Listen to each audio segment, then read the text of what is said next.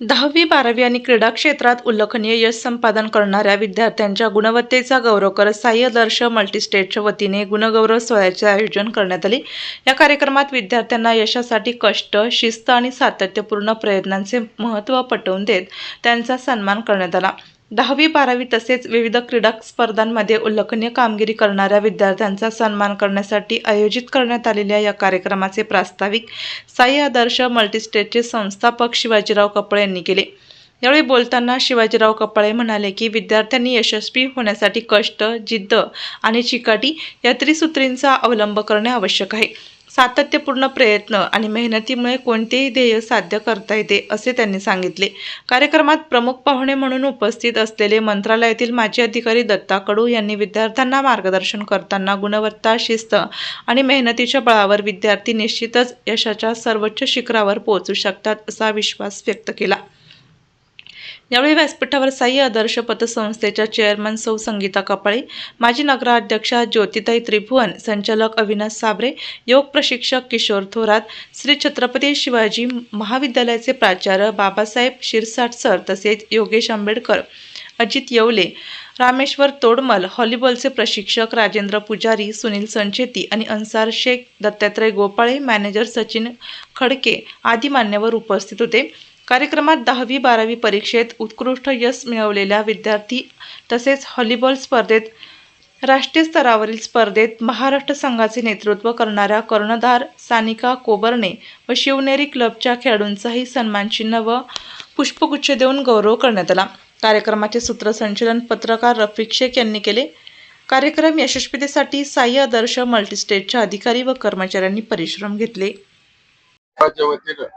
10वी व 12वी मध्ये प्रावीण्य मिळवलेल्या विद्यार्थ्यांचा व विद्यार्थिनींचा सन्मान आज आपण या ठिकाणी आयोजित केला होता. त्याचप्रमाणे व्हॉलीबॉल संघात ज्यांची निवड झाली त्याही विद्यार्थिनींचा सन्मान आज आपल्या साई परिवाराच्या वतीने करण्यात आला. दरवर्षी सातत्यानं आपण खेळाडूंना असेल किंवा शाळेत प्रावीण्य मिळालेल्या विद्यार्थीनींचा असेल कायम सन्मान आपण त्या ठिकाणी करीत असतो. त्यांच्यावर शाबासकीची थाप आपल्या साई आदर्श परिवाराच्या वतीनं कायम राहावी या हेतूनं आणि ते विद्यार्थ्यांना आपल्या मिळालेल्या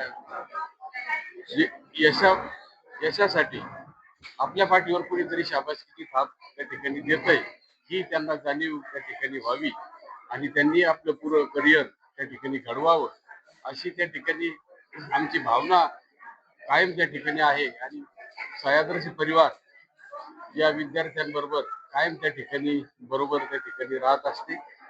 सर्व विद्यार्थ्यांचं मी साई आदर्श परिवाराच्या वतीने खूप खूप अभिनंदन करतो, त्यांना धन्यवाद देतो.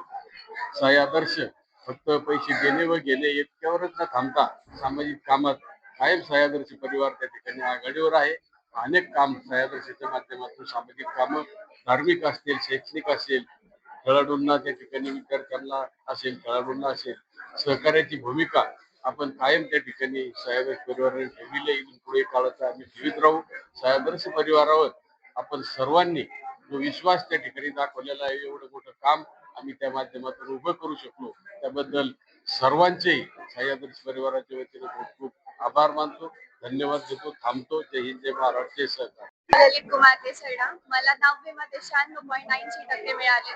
आज आम्हाला साई आदर्श मल्टीस्टेट यांनी आमचे सर्व 10वी व 12वी गुणवंत विद्यार्थ्यांचा सत्कार आयोजित केला होता. या सत्कार आयोजन केल्याबद्दल सर्व व्यवस्थापकांचे मी आभार मानते. असेच त्यांनी आम्हाला चांगली दिशा दाखवली. धन्यवाद. मी सत्यजित अजित येवले बोलतोय. इथे साई आदर्श मल्टीस्टेट या संस्थेने आम्हा सर्व गुणवंत विद्यार्थ्यांचा सत्कार केलेला आहे. तर त्यामुळे शिवाजी अप्पा कपाळे यांना मी धन्यवाद देतो.